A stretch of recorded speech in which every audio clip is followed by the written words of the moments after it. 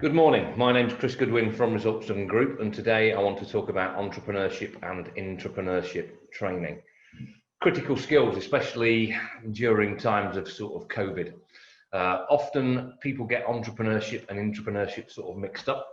Really, they're both the same. The main sort of difference is that entrepreneurship is very much about coming up with your own new product sort of idea, thinking about something from a different sort of perspective. Whereas intrapreneurship is very much about developing an internal sort of product or service. But during times of COVID, such as now, absolutely fundamental that we start to embrace creativity and innovation with people at all sort of levels, giving them the confidence to sort of push out their own or potentially develop that internal intrapreneurship culture within an organization. So what I want to do is take you through some of the example tools which we use in our development programs when it comes to delivering either entrepreneurship courses which are open for anybody to attend. So that could be people who are starting out, people who could be coming to the end of their sort of school years. So it could be year 12, 13, 14, people leaving university, people who've just lost their job, or potentially people in business who suddenly have hit the wall regarding their existing products and services, and what they actually now need to do is develop a new way of thinking, to do things differently, not just to survive, but also to grow. The benefit is if we can help existing organizations grow, they then create jobs. Once they create jobs, they then create a sector. Once they create a sector, they create an industry.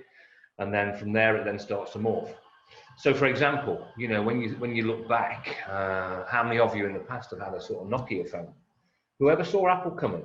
Nobody. It just came out of the blue. It came from nowhere. Quite fascinating. You know, a couple of years ago, I think they looked at the iPhone as the most successful product of all time. So, for me, entrepreneurship and intrapreneurship are just as important as each other. So, what I want to do is take you on a little bit of a journey just for the next sort of 25, 30 minutes and see where we get to. I haven't included all of the tools which we use on our programs, but I've just given you a flavor of some of the things which we use in certain aspects of the program. But the main thing is what we're looking at is the results-driven group sort of top 10, 12 skills when it comes to developing the skills of an entrepreneur. So the first thing we need to ask ourselves is what is entrepreneurship? And I suppose really it's about seeing things that other people don't see. So it's looking at the world in different sort of ways. So you might see a product or an idea, you might see somebody delivering it from a certain perspective, and you might think, you know what, I can do that better. Or there could be an opportunity there, and it's actually taking that opportunity and then driving it forward and turning it into a product, an idea, a process, a service, and then watching it sort of grow and bloom just like a flower. But often what we need to consider is the decision making we make. Often I will come up with 10 new ideas a month. I mean, I've been a serial entrepreneur since I was a small child. Sometimes I'll throw 10 new ideas at the wall each month and all 10 fall off. And to be honest, often you don't get that idea which puts you at the front of the wave. But for me, it's constantly trying different things from different perspectives and different times. And it's keeping going, especially sometimes during the dark times of lockdown and sort of COVID. My motivation levels were a little bit low, but now I feel sort of full of fire again. The ideas are sort of brewing. I can sort of see new products and services coming out in the future. And I'm busy. I'm very busy, but I'm pretty motivated as well. But the benefit is not just for me. The benefit is for my team of people, because I'm MD of an organization called the Results Driven Group. And for me, it's about keeping them employed. It's about keeping them happy. It's about looking out for them. So, you know, I see my team as a sort of extended family, really. So for me, they're my responsibility. So no matter what comes at us regarding adversity and COVID, we will survive, we'll get through. It's one of those sort of years that you just have to look at it, we'll reflect on it in many moons to come, and we'll think, okay, this happened, that happened. Yeah, and it can change our lives forever, but we still have to keep positive. We still have to keep motivated. We still have to keep pushing. But if we make the correct decisions, and sometimes we have to take a risk, and they come off, then jackpot. And I suppose that next one, entrepreneurs have high levels of imagination and passion. And imagination, the amount of times I wake up at 2, 3, 4 o'clock in the morning with some crazy idea. And then the next morning at 8 o'clock when I start, I'll think, right, okay, what am I going to do about that today? Then sometimes I'll reflect and think, yeah, it was a little bit too far off the wall. But then I might look at it and think, do you know what? You've been talking about this for 2 or 3 years. It keeps coming back again and again and again. And for me, that's the passion management. So that's me thinking, okay, this could go. So it's about being passionate in the belief about it, but it's also being rational as well. And I suppose really, they tend to fill the gaps in society that others don't see. And I've been doing that for many, many years in my sort of organization. And it's just looking at things from different perspectives. It's putting a different sort of spin on things. But the most important thing of all, it's about the customer experience. And it's about delivering the best that you can for your customers. That will give you sort of ultimate pleasure, really, when it comes to surviving in the world of work, but also undertaking a career in which you believe in and sort of following, yes? So don't forget that last point on this one. We will fail time and time again, but you've got to pick yourself up, dust yourself off, and carry on. So why is entrepreneurship so important? I suppose really, when we think about the creative sort of enterprise, you know, the youngsters today, the bright young things that are coming through school, university, college, the world of work, you know, they are our future leaders. In 20 years' time, 25 years' time, they're going to be the MDs, the chief execs of the organizations of the future. So if we can inspire that creativity at a young age, the chances are that they will do really well either in their own enterprise or working for organizations. But if we don't light that spark at a young age, then sometimes it's an opportunity sort of lost. I mean, believe you me, it's never too old to become an entrepreneur. Sometimes I see the most fantastic people in their, you know, sort of 50s and 60s. They might have done 30 years in one career, but then they get a chance to sort of take redundancy and start again. But they still have that drive and passion, but the benefit that they have is all about experience over the world of work. Whereas sometimes when you are younger, you are going to make mistakes. You haven't got the experience. But that's when things like the guidance of a mentor is fundamental to being successful. So I think that's absolutely critical. Build your support network. And we have to consider, you know, society is always developing and changing. Look at what's happened in sort of recent months. You know, more and more of us now are sort of working from home. The same thing in colleges, universities, sort of schools. Most people are changing their sort of work environments. They've either got a desk at the kitchen table, it could be in the spare bedroom, it could be on your laptop on your knee. Not ideal. But do you know what? It's a way of developing and changing, and it's coping with adversity the way it comes at us at the sort of moment. So for me, it's thinking of those different sort of things. How many of you wish you'd invested in Zoom? Yeah, you know, you've seen the 6 shares on Zoom sort of rise up now. Pretty fantastic. An idea, concept, and now look where it is. But really, entrepreneurs do spearhead change, and I think the real thing is they will have discussions. The amount of discussions that I have with my team, with customers.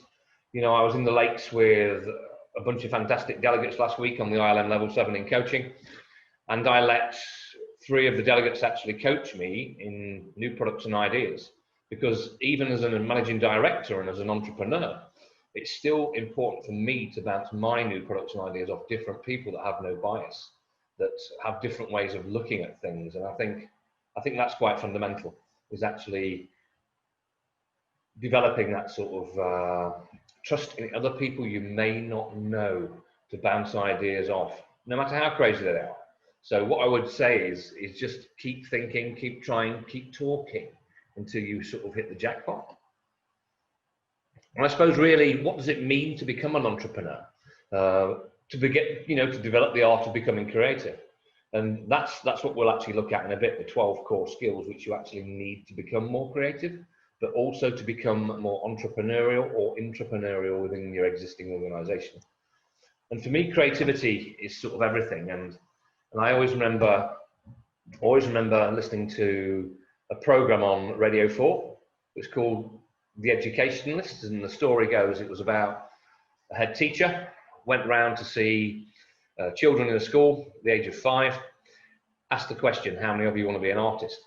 All the hands went up, because in the UK we start testing about the age of 7. Went into a classroom full of 7-year-olds, asked the same question, who wants to be an artist? How many hands went up? About 50%, 9, 25%, 11, a couple, 14, one hand. And then 16, no hands, 18, no hands.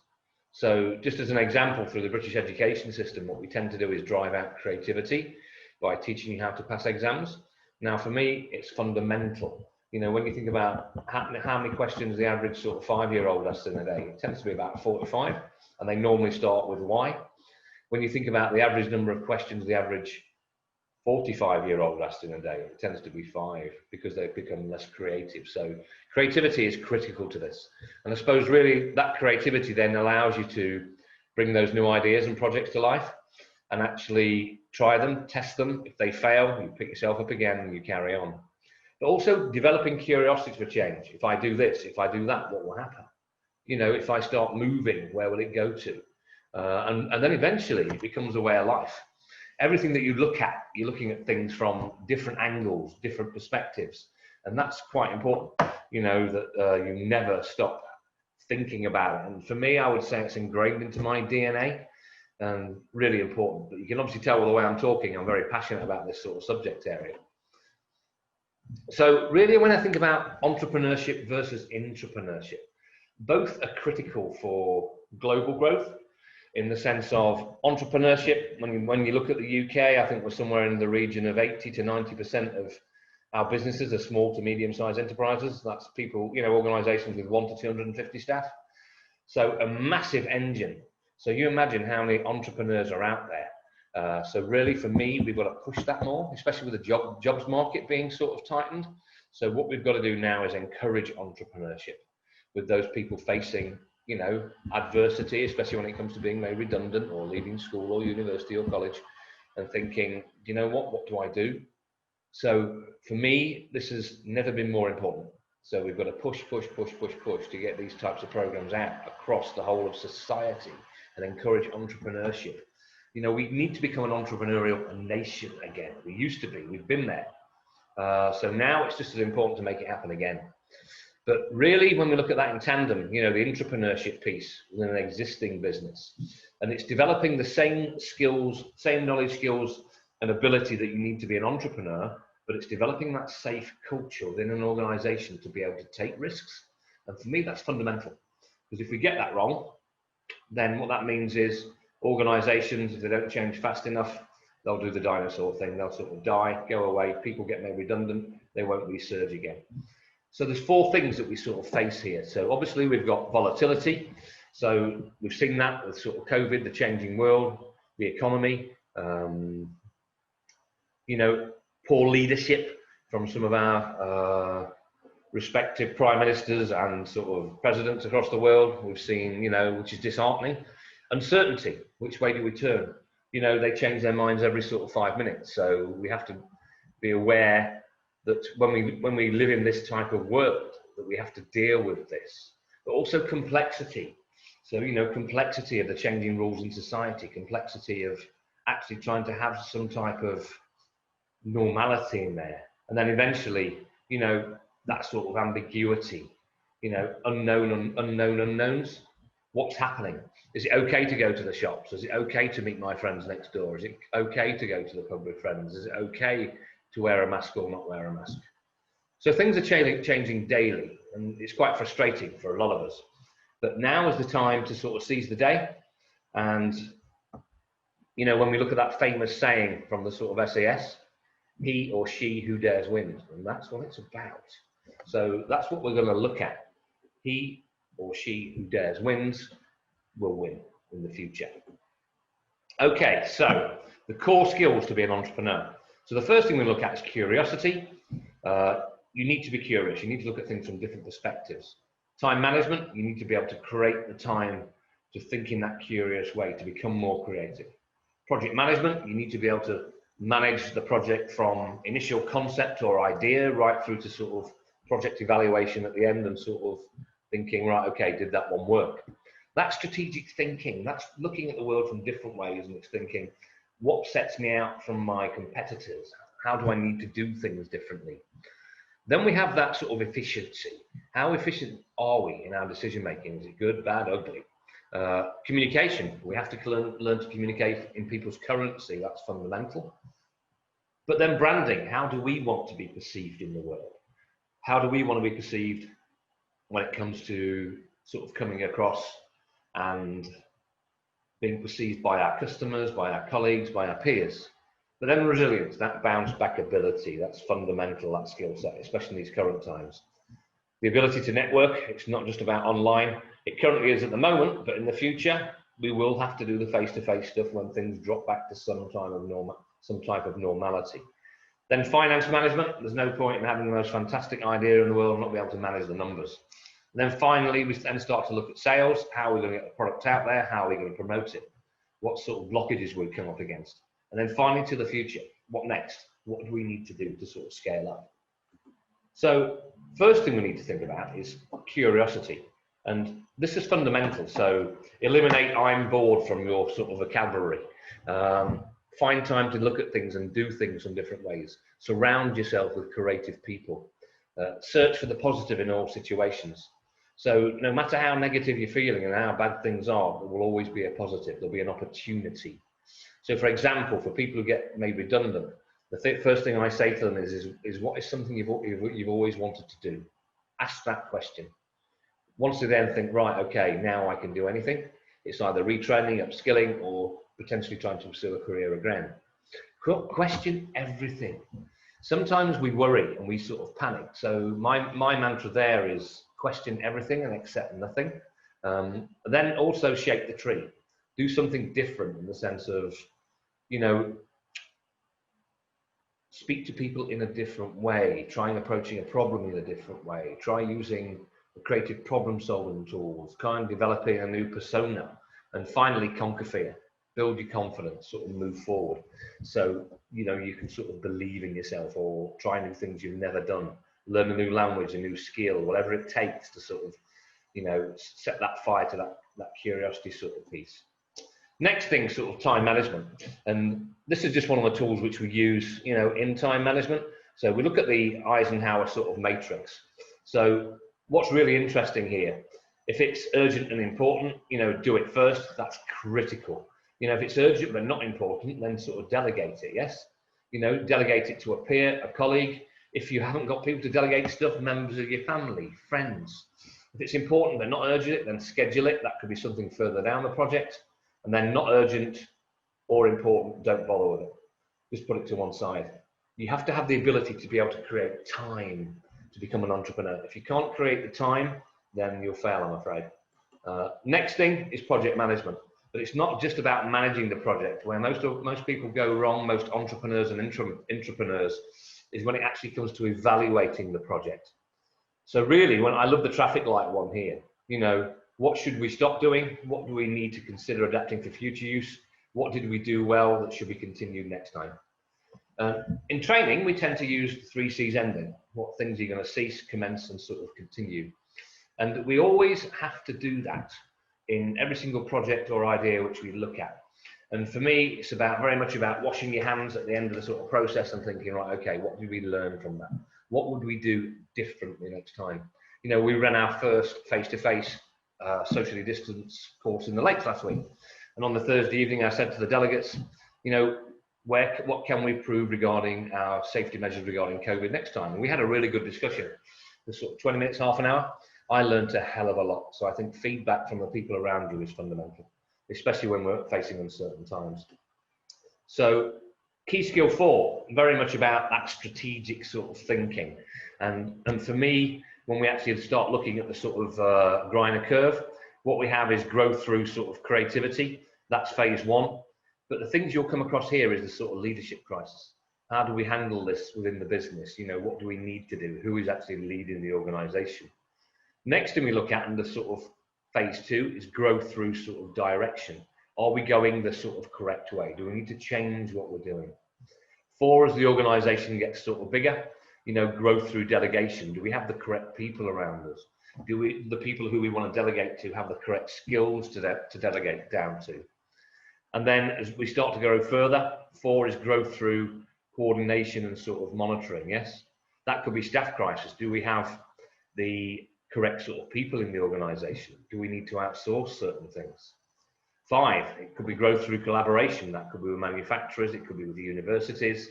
And for me, then it's about actually, do we have the right partners on board?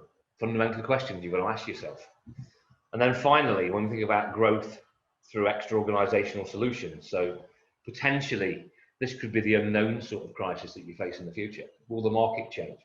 Will your competitors come from around the corner? Will they do something differently? So for me, you've always got to be thinking ahead. That's that strategic sort of piece. So key skill 4, that strategic thinking is sort of fundamental. So we start moving on to key skill 5, efficiency. CPS is creative problem solving. But for me, you've got to differentiate your product, your idea, your service. So defining your USP, your sort of unique selling point. So first thing, analyze the competition. You know, what do they do, good, bad, and different from you? Determine what sets you apart. What's really fundamental about what you do. You know, if you have a differentiator, then invent one. This is where creativity comes in. People want different. They don't want same old, same old. Identify consumer pain points. And what that means is, what issues do customers face? You know, how do they struggle with certain sort of things? And they're the things that you have to consider. You know, when you think about how many of us actually used to wear a watch, how many of us don't wear a watch now because your smartphone's got a clock on it. You know, your smartphone's got an alarm on it. It's, you know, they're becoming more and more creative with tech every day. So for me, it's about embracing that change. Offer a guarantee. You know, as a result of people using your products and services, this is what you guarantee. So for example, you know, when it comes to our residential courses in the Lake District, I know I can be the most price competitive in the country when it comes to offering residential retail programs, because I've done my market research and I know the experience we give is completely different and unique from anybody else.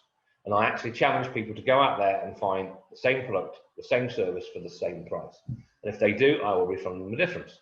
Nobody's ever come up to me yet. So there you go, there's confidence. Be specific and concrete. What are you actually offering? What is your offering? What does it look like? What does it feel like? What does it sound like? And then finally, number 7, never make a claim you can't fulfill. This is about professionalism. This is about trust. This is about repeat business. This is about people starting to have certainty and believability in what you do. And then your products and services will grow sort of further. Next thing we have to think about is key skill number 6. Communication, fundamental. And we have to learn to communicate in people's currency. So for example, if I go into a bank, how would I dress? I put a pinstripe suit on rather. If I was to go into UNICEF, I would talk the language of children.